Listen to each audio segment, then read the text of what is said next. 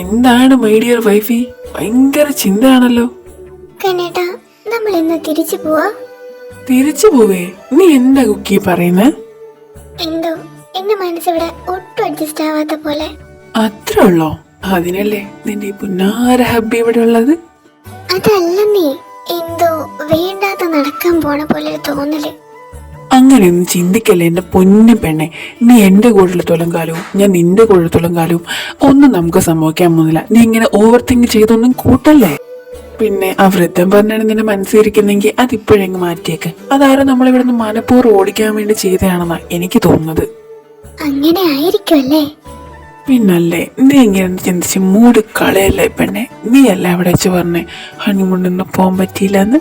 അപ്പോ നീ ഒന്ന് മനസ്സ് വെച്ച് നമുക്കിവിടെ ഒരു മണിയറയാക്കാം.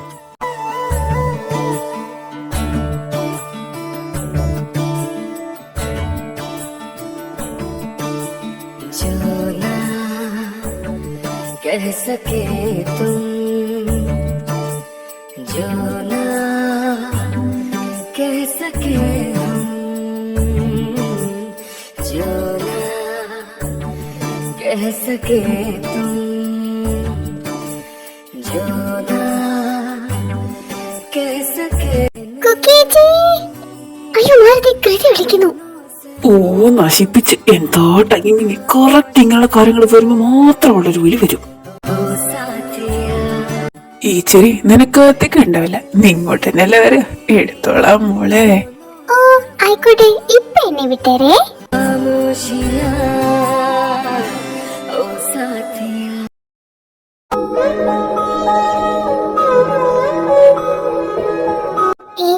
ഇതെന്താ ഇങ്ങനെ ഇരിക്കുന്നത്? ആമി, ഞാനെടുത്ത തീരുമാനം കുറച്ച് മണ്ടത്തരായി പോയല്ലേ? പിന്നെ സംശയമുണ്ടോ? നല്ല പക്കാന മണ്ടത്തരായിട്ടുണ്ട്. അയ്യോ, എന്റെ കൊച്ചിന് വിഷമായോ? ഞാൻ വെറുതെ പറഞ്ഞല്ലേ, ഞാൻ തമാശക്കേണ്ടി പറഞ്ഞ. അങ്ങനൊന്നും ഇല്ലടോ. ഞാൻ പുറത്തു നിന്ന് അങ്ങനെയൊക്കെ വാചകം അടിച്ചെങ്കിലും എനിക്കെന്തോ ഇങ്ങോട്ട് വന്നപ്പോ മനസ്സൊട്ടും ശരിയാവുന്നില്ല. എനിക്കറിയാം അതിന്റെ റീസൺ എന്താന്ന്. ആ കിളവൻ പറഞ്ഞെന്റെ പുറത്തല്ലേ നീ ഇങ്ങനെ ടെൻഷൻ അടിച്ചിരിക്കുന്ന. നീ ഒട്ടും വിഷമിക്കണ്ട, ആരൊക്കെ പറഞ്ഞാലും ഞാൻ നിന്റെ കൂടെ ഉണ്ടാവും. എന്നാലും നിനക്ക് എന്നോട് ദേഷ്യമൊന്നുമില്ല ആമി? ദേഷ്യം ആദ്യമൊക്കെ എനിക്കുണ്ടായിരുന്നു, പക്ഷെ ഇപ്പൊ ഇല്ല. എനിക്കങ്ങനെ ദേഷ്യപ്പെട്ടിരിക്കാൻ പറ്റുമോ? ഓഹോ, എന്നെ കൊച്ചു നല്ല ഫോമിലാണല്ലോ.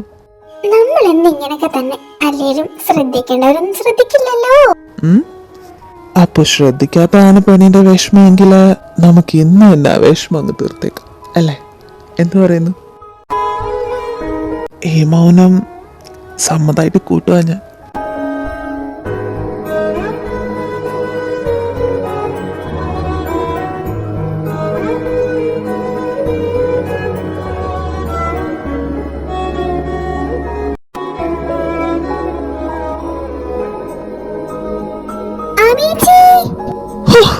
ഈ കുറിപ്പിനെ തലക്കൊള്ള നീ വീട്ടിൽ ആരുമില്ലേ? അങ്ങനെയൊന്നും പറയാം, നമ്മുടെ കൃത്യല്ലേ. എന്തെങ്കിലും ആവശ്യം കാണും, ഞാൻ പോയിട്ട് വരാം. ജാओ ജാओ.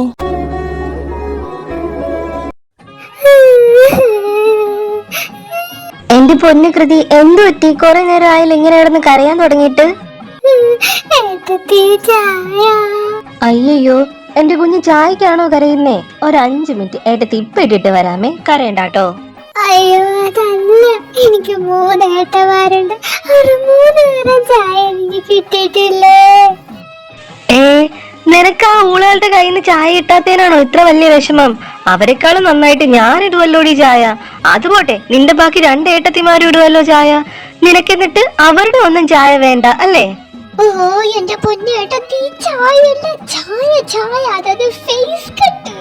ഓ, എന്നാ പിന്നെ ആദ്യം അതങ്ങ് മലയാളത്തിൽ പറഞ്ഞാ പോരായിരുന്നോ? അപ്പൊ ഞാൻ ഇത്രയും നേരം വല്ല കന്നഡയിലും ഉറുദുലും ഇല്ലാണോ പേസിക്കൊണ്ടിരുന്നത്? എനിക്ക് വയ്യ. അതൊക്കെ പോട്ടെ, ഇപ്പൊ എന്താ നിനക്ക് ഇങ്ങനെയൊക്കെ തോന്നാനുള്ള കാര്യം? എന്താ അനിയത്തി കേട്ടവാറ് ഫേസ് കട്ടില്ല, പക്ഷെ എങ്ങാണ്ട് കിടന്നൊരു കുഞ്ഞേട്ടന്റെ ഫേസ് കട്ട് ഞാനത് എങ്ങനെ സഹിക്കുമോ? അതൊക്കെ അപാരം ഒടുക്കത്തെ ലുക്കും. ആ ലുക്കൊക്കെ എനിക്ക് കിട്ടിയില്ലല്ലോ ഓർക്കുമ്പോഴാ. അത് നീ പറഞ്ഞത് വളരെ കറക്റ്റാ. അവന്റെ ഫോട്ടോ കോപ്പിയാണ് അവള്. അല്ല, എന്താണ് ഇവിടെ ഒരു ചർച്ചയൊക്കെ? അനിയത്തിക്ക് ഏട്ടന്റെ ഫേസ് കട്ട് കിട്ടിയില്ല എന്ന് പറഞ്ഞ് ഭയങ്കര സങ്കടം. ആ ഞങ്ങൾക്കെല്ലാം അറിയാവുന്ന കാര്യമല്ലേ കൃതി. പിന്നെ നീ രാത്രി എന്നെ വിളിച്ചു വരുത്തിയത്? ഞാൻ കിടന്നല്ലായിരുന്നോ? ഞാനോ? ഞാനിപ്പോ വിളിച്ചു? ഞാൻ വിളിച്ചില്ലല്ലോ. ആ എന്നെ വിളിച്ചു, അതല്ലേ ഞാനും വന്നേ. നിങ്ങൾ എന്തുവാ ഈ പറയുന്നേ? ഞങ്ങൾ രണ്ടാളും കൂടി ദേ ഇവിടെ ഇരിക്കുവായിരുന്നു. ഇവൾ എന്നോട് ഓരോന്ന് പറഞ്ഞുകൊണ്ടിരിക്കുകയായിരുന്നു. ഇതിന്റെ ഇടയ്ക്ക് നിങ്ങളെ വിളിച്ചത് ഞാൻ കേട്ടില്ലല്ലോ. അതെങ്ങനെ കേക്കും? ഞാൻ വിളിച്ചില്ലല്ലോ, ഞാൻ വിളിച്ചിട്ടില്ലെന്നേ. അപ്പോ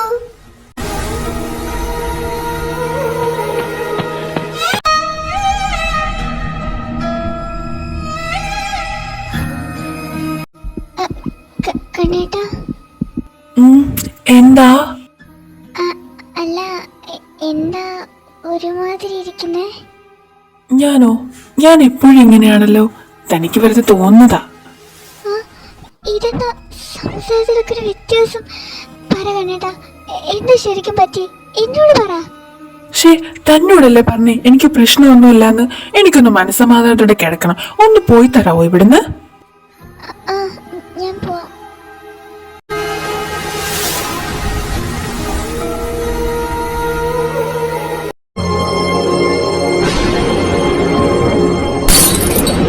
കുക്കി,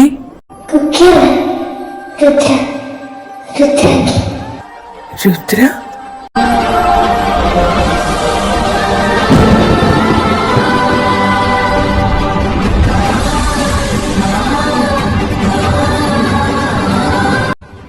അല്ല തമ്മനെങ്ങനെ എന്റെ റൂമിൽ കയറിയത്? എനിക്ക് തന്റെ മുറിയിലൊന്നല്ല, ആരുടെ മുറിയിൽ വേണമെങ്കിലും കയറാം. കാരണം ഞാനൊരു ആത്മാവാണ്. ആത്മാവോ? You mean ghost? അതെ, ഞാനൊരു ഗോസ്റ്റാണ്. പക്ഷേ താനെന്നെ ഭയപ്പെടേണ്ടതില്ല. കാരണം ഞാനും താനുമെല്ലാം ഒരാൾ തന്നെയാണ്. ഒരാളോ? എനിക്ക് മനസ്സിലായില്ല. അതിന് ഞാൻ മരിച്ചിട്ടില്ലല്ലോ. നീ മരിച്ചിട്ടില്ല, ഞാനാണ് മരിച്ചത്. പോയ കാലത്ത് നമ്മൾ രണ്ടുപേരും ഒന്നായിരുന്നു. അതായത് ഇപ്പൊ കാണുന്ന നീ ശരിക്കും പണ്ട് ഞാനായിരുന്നു. അതൊക്കെ ഓക്കെ. നീ എന്തിനിപ്പം ഇങ്ങോട്ട് വന്നത്? ഞങ്ങളെ ഒന്ന് ഉപദ്രവിക്കുന്നത് പോയി തരുമോ? ഞങ്ങള് ഒരു ഉപദ്രവം ചെയ്തില്ലല്ലോ നിങ്ങക്ക്. ശരിയാണ്, നിങ്ങളാരും എനിക്ക് ഒരു ഉപദ്രവം ചെയ്തിട്ടില്ല. പക്ഷേ നിങ്ങളുടെ മാത്രമേ എനിക്ക് വേണ്ടത് എനിക്ക് കണ്ടെത്താൻ സാധിക്കുള്ളൂ. അതിന് ഞാനെന്താ വേണ്ടേ? നിന്റെ ശരീരം. അതുണ്ടെങ്കിലേ ഞാൻ ആഗ്രഹിച്ചതൊക്കെ എനിക്ക് കിട്ടുള്ളൂ. എന്താ? എന്റെ ശരീരവും എന്റെ ജീവിതം വെച്ച് കളിക്കാൻ ഞാൻ സമ്മതിക്കില്ല. അപ്പോ എന്റെ ജീവിതത്തിനൊരു വിലയില്ലേ?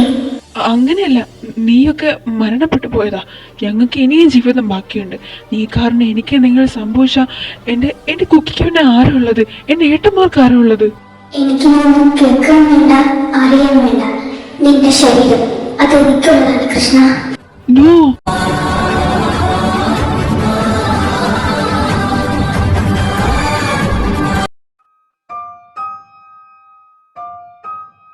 കുക്കി, എന്തായി? അവിടെ പ്രത്യേകിച്ച് കുഴപ്പമൊന്നുമില്ലല്ലോ അല്ലേ? അങ്ങനെ ചോദിച്ചാ എനിക്കറിയില്ല. കണ്ണേട്ടിന് എന്തോ ഒരു മാറ്റം പോലെ. മാറ്റോ? എന്ത് മാറ്റം? അറിയില്ല ഉണ്ണേട്ടാ, പക്ഷെ എനിക്കത് പേടിയാവുന്നു. ഇതുപോലെ പേടിച്ചിട്ടാ ഇവള് എന്റെ അടുത്തോട്ട് ഓടി വന്നേ. ശരിക്കും എന്താ ഇവിടെ നടക്കുന്നേ? നമ്മളെ റൂമിൽ ഇരുന്നപ്പോ നമ്മളെ കൃതി വിളിക്കണ പോലെ തോന്നിയില്ലേ? അതുപോലെ ഇവർക്കും തോന്നിയിരുന്നു. പക്ഷെ ഞങ്ങളൊന്ന് ചോദിച്ചപ്പോ കൃതി ഞങ്ങളെ വിളിച്ചിട്ടില്ലായിരുന്നു എന്നാ പറയുന്നേ. ഏട്ടത്തി അത് തന്നെ പറയുന്നേ.